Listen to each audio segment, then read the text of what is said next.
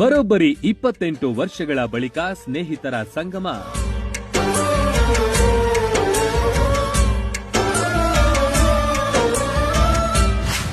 ಅಕ್ಷರ ಕಲಿಸಿದ ಗುರುಗಳಿಗೆ ಗುರುವಂದನಾ ಸಂಭ್ರಮ.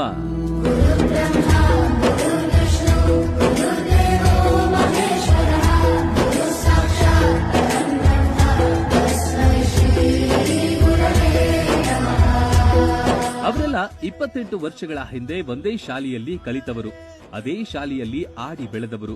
ಈಗ ಬೆಳೆದು ದೊಡ್ಡವರಾಗಿ ಮಕ್ಕಳು, ಕೆಲವರಂತೂ ಮೊಮ್ಮಕ್ಕಳನ್ನು ಕಂಡಿದ್ದಾರೆ.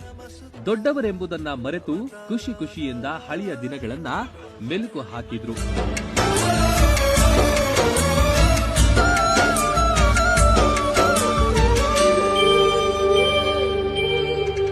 ಸವಿ ಸವಿ ನೆನಪು, ಸವಿ ಸವಿ ನೆನಪು, ಸಾವಿರ ನೆನಪು.